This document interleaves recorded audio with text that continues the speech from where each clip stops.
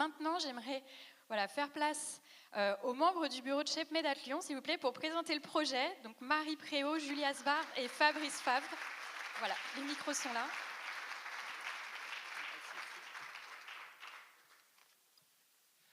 Bonjour à toutes et tous. Je vous remercie pour ces introductions inspirantes et éclairantes sur le One Health. Donc on va maintenant ouvrir la journée annuelle de ShapeMed. On est ravis de vous recevoir ici et puis de pouvoir coupler cette journée annuelle ShapeMed dans le cadre du sommet One Health, qui nous permet en fait de réunir et d'élargir encore à de nouveaux acteurs intéressés par le One Health et de faire découvrir ShapeMed même au niveau international. Donc on va, pour commencer, repositionner un peu le projet pour l'ensemble des participants aujourd'hui. Donc ShapeMed, qu'est-ce que c'est? Donc c'est une initiative qui réunit de nombreux partenaires. Donc vous voyez sur cette diapo 13 partenaires qui sont associés à l'initiative ShapeMed, qui a été soutenue en fait par l'ANR et le PIA4 Excellence pour un programme qui se déroulera sur 10 ans, qui vise à promouvoir le développement de la recherche et de différentes initiatives que vous pourrez voir aujourd'hui. Donc on est quasiment à mi-parcours et vous verrez qu'il y a déjà de nombreux projets qui sont en cours et dont certains ont déjà des résultats qui pourront être présentés aujourd'hui.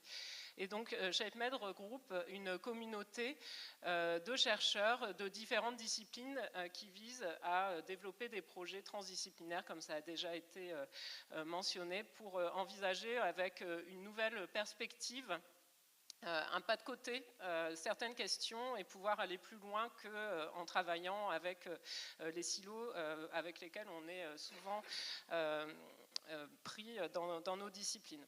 Donc pourquoi ShapeMed?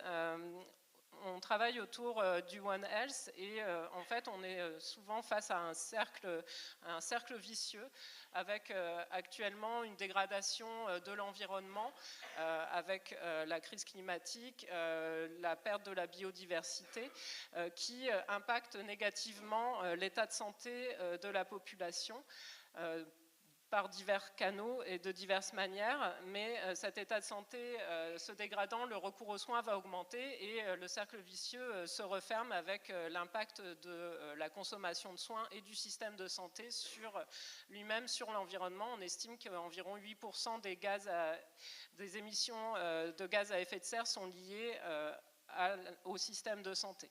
Donc comment est-ce qu'on peut briser ce cercle vicieux? C'est en travaillant de manière conjointe sur l'ensemble de ces trois bulles que vous pouvez voir ici et en essayant d'amorcer un virage inverse. Donc au niveau du système de santé, ça peut passer par un virage préventif, un accompagnement des populations pour améliorer les comportements de santé, réduire les expositions à risque, changer également les pratiques des professionnels de santé pour penser de nouvelles modalités de délivrance des soins qui soient plus responsables et moins impactantes sur l'environnement. Et puis c'est également repenser l'organisation du territoire, repenser l'utilisation de certains produits pour limiter l'exposition des populations. Et donc ça nécessite de travailler tous ensemble pour pouvoir étudier les bénéfices et les impacts des différentes actions qui peuvent être mises en œuvre et améliorer de manière conjointe les trois santé qui nous réunissent aujourd'hui. Pour aller plus loin, je laisse la place à Fabrice. Merci, bonjour à toutes et à tous. Et Julie vient de présenter une approche, une vision très globale finalement de la problématique One Health, mais on peut aussi avoir une vision très individuelle en fait de cette approche-là. Et c'est un petit peu ce qu'on essaie de développer dans le cadre de ce projet-là, c'est cette idée que l'individu est une frontière finalement entre deux mondes. Le monde de l'infra-individuel, qu'est-ce qui se passe à l'intérieur de nous, comment fonctionnent nos cellules, nos organes, évidemment sans oublier que cet individu est aussi composé de tout un tas de microbes divers et variés qui vont coloniser différents sites. Et puis ne pas oublier que cet individu, évidemment, il est en relation avec son environnement. son environnement, on l'a déjà dit, hein, physique, biologique, chimique, social, bien évidemment, qui vont évidemment impacter cet individu, mais évidemment cet individu va aussi impacter cet environnement. L'individu doit être replacé comme cible et acteur de son environnement. Et finalement, avec cette vision-là, l'idée c'est de réfléchir à une vision plus globale de qu'est-ce qu'on met derrière ce One Health. Alors pour ceux qui ont assisté et au congrès scientifique et au sommet présidentiel hier, il y a eu évidemment tout un tas d'excitations, il y a eu tout un tas d'annonces qui ont été faites, certaines qui sont très intéressantes, mais il y a eu aussi un peu de frustration. Cette frustration, elle vient notamment du fait que finalement, on n'a pas reposé une vision globale de qu'est-ce qu'on met derrière le One Health. Est-ce qu'on continue avec notre vision du monde ou est-ce qu'on se dit qu'il faut aussi réfléchir à la vision que l'on a de ce monde-là pour avancer et justement développer une nouvelle vision. N'oublions pas que 5% de la population humaine sont des populations qu'on appelle indigènes, elles occupent 20% du territoire et elles hébergent 80% de la biodiversité. Il existe donc d'autres visions du monde, il existe donc d'autres manières d'habiter le monde, et quelques sociétés vivent aujourd'hui au-dessus des moyens de la Terre, mais d'autres nous proposent aussi d'autres visions. Donc comment on peut réfléchir également dans le cadre de ce projet ShapeMed, et notamment dans sa dynamique One Health, pour penser cette vision du monde. Alors peut-être deux manières de voir le monde, la manière de l'individu, qui suis-je, ou la manière de notre espèce, qui sommes-nous, et peut-être les replacer justement avec une autre perspective. Qui suis-nous ou qui sommes-je? Tout simplement en intégrant à mon individualité mes microbes et mon environnement. En intégrant comme communauté de destin le destin des autres espèces animales, végétales et de l'environnement. Nous sommes un écosystème dans l'écosystème. Ces écosystèmes discutent, échangent, et c'est là où justement cette interface entre le niveau infra- et supra-individuel prend tout son sens pour nous retrouver un petit peu dans finalement ces nouvelles manières de voir le monde.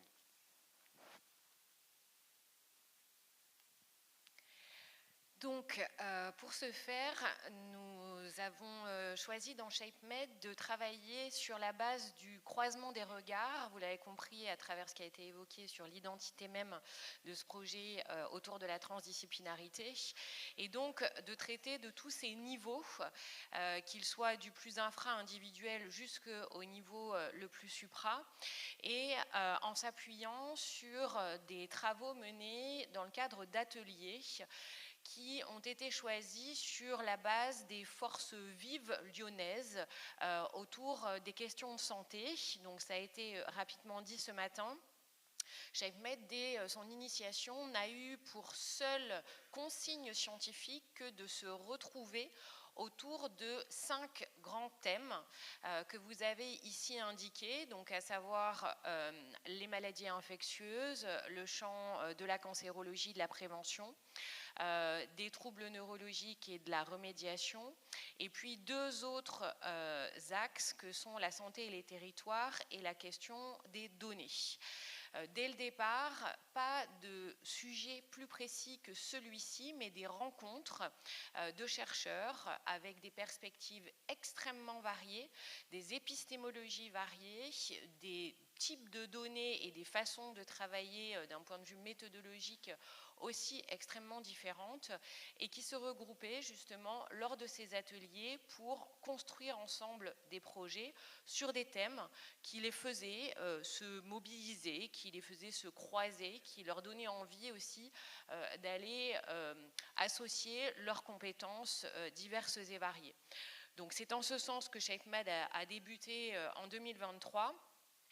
Avec juste un tout petit mot, une précision sur les 2 ateliers que vous avez ici, santé et territoire et données, qui sont des ateliers particulièrement saillants, on va dire, lorsque se pose la question de la transdisciplinarité, et au sein desquels, en effet, se parler est peut-être encore plus challengeant, j'ai envie de dire, surtout sur l'atelier des données, que dans les autres ateliers.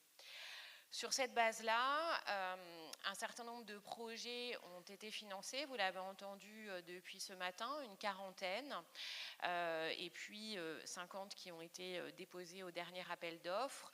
Nous avions jusque-là des calls avec des montants de financement un petit peu différents, plutôt des calls d'amorçage pour justement tester cette transdisciplinarité autour d'un objet et qui avait pour objectif de pouvoir être suivi de financements plus structurants. Et puis des projets aussi plus structurants autour de 4 millions d'euros qui étaient d'emblée financés lors des deux sessions d'appel d'offres qui ont permis donc de lancer ces 40 projets. Et vous avez un certain nombre d'exemples ici, et vous avez les posters, un certain nombre de posters aussi qui sont présentés dans le hall. Vous pourrez aller les regarder, discuter avec les chercheurs tout à l'heure. Pourquoi ShapeMed s'inscrit dans une dynamique spécifique à Lyon? Parce que nous avons un écosystème qui est particulièrement dynamique autour de la santé. Il permet de faire se rencontrer des acteurs très différents, ayant des expertises bien ancrées, donc à la fois des acteurs industriels, mais qui travaillent aussi en très étroite collaboration avec le monde académique, des acteurs plus institutionnels, on va en parler juste après, et ça a été déjà évoqué avec notamment les villes de Lyon et Villeurbanne, qui permettent de construire des collaborations forcément très ancrées sur les problématiques de terrain, et puis des outils plutôt académiques qui permettent, l'EIR a été cité ce matin, mais on a aussi l'Institut One Health, qui permettent aussi de proposer un cadre de formation, parce que construire la recherche, c'est aussi nécessairement lié avec les questions de formation, particulièrement propices autour des questions que l'on traite dans le cadre de ShapeMed. Et pour continuer, peut-être quelques actions qui ont été mises en place un peu plus récemment, et justement qui vont tout à fait dans le sens de ce que disait Bruno Lina tout à l'heure sur ce besoin de l'intersectorialité.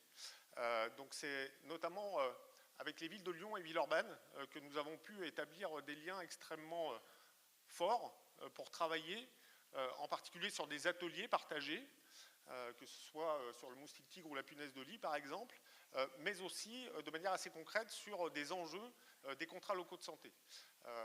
Je vais insister un tout petit peu plus sur ce qui a été mis en place avec la ville de Lyon. Évidemment, on en reparlera tout à l'heure dans la table ronde, mais simplement pour expliquer que cette dynamique, elle rejoint en fait la dynamique qui est mise en place par la ville de Lyon, que ce soit au niveau local ou international. Et ce qui est intéressant en fait dans ce processus-là, c'est que si ce lien a pu se réaliser, c'est exactement parce qu'on s'est parlé de projet à projet.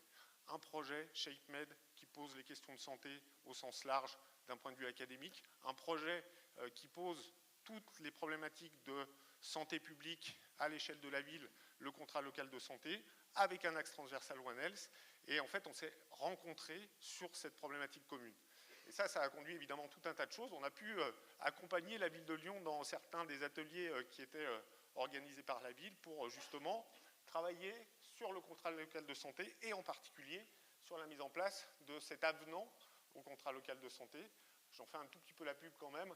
On a la chance de copiloter l'axe 5, on en reparlera tout à l'heure dans la table ronde. Et puis, je ne sais pas si ça va être évoqué tout à l'heure, mais quand même, une des grandes annonces du sommet présidentiel, c'est justement la volonté de créer une alliance internationale des villes One Health. Lyon est en première ligne. On a la chance d'être à Lyon et de pouvoir accompagner aussi ce mouvement-là. C'est une chance pour nous de pouvoir le faire et d'être engagé avec la ville sur ce projet-là.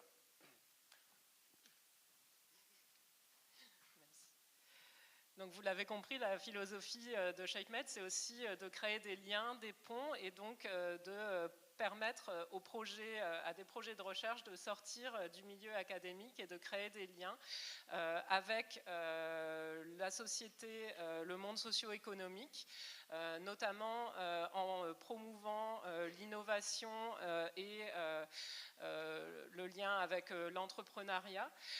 Donc ShapeMed s'est associé à des acteurs locaux tels que Pulsalis pour faire des Learning Expeditions, et donc il y en a une en 2024 à Montréal qui a permis aux acteurs de rencontrer d'autres partenaires au niveau international et de réfléchir aussi à la valorisation de leurs projets.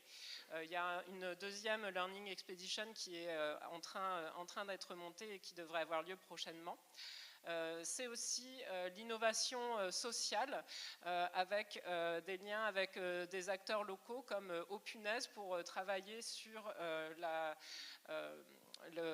l'amélioration de la prise en charge des punaises de lit.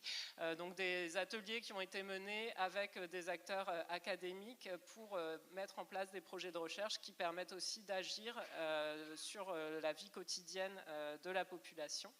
Et puis, c'est aussi de travailler avec les citoyens pour mettre en œuvre des projets qui soient pertinents et impactants au niveau sociétal. Et donc, ShapeMed promeut les approches participatives en recherche et travaille également avec des acteurs locaux comme la Boutique des Sciences pour accompagner les chercheurs à penser leur recherche avec la population et favoriser aussi la diffusion envers les citoyens pour que les projets de recherche puissent avoir un impact plus important. Et donc pour cela, c'est un travail quasi quotidien pour diffuser la philosophie de Shape et les résultats des projets de recherche de la manière la plus large possible. Donc ça veut dire penser différemment la façon de communiquer la science et s'outiller avec notamment des jeux qui ont été créés. Vous pourrez en voir des exemples dans les stands qui sont présentés dans le hall d'accueil pour sensibiliser au One Health, pour travailler sur les représentations, pour engager les personnes aussi dans l'action et leur faire identifier ce qu'ils peuvent faire au quotidien pour impacter également, pour améliorer également leur santé et avoir des comportements pro-environnementaux. C'est diffuser aussi les résultats de la recherche sous différents formats et vous pouvez voir ici des illustrations format BD qui ont été faites par Guillaume Badilla, un étudiant d'Émile Cole, et vous avez les planches qui sont également affichées dans le hall près des posters, donc vous pourrez admirer le travail qui a été fait, qui est vraiment très esthétique et aussi très intéressant pour voir comment communiquer la recherche. Et puis, c'est aussi sortir de l'université pour aller à la rencontre de la population pour parler de science et du One Health. Et c'est ce que vous pouvez voir sur les images au parc de la Tête d'Or, les conférences déambulantes qui ont été créées par ShapeMed et qui permettent en fait de réunir des acteurs pour parler de l'environnement, l'aménagement du parc de la Tête d'Or, la santé animale et la santé humaine avec une immersion directement dans les milieux naturels qui permettent aussi de renforcer les messages. Et puis aussi d'autres travaux de diffusion avec Pop Science, etc., qui nous permettent en fait de toucher différents publics. Et puis cette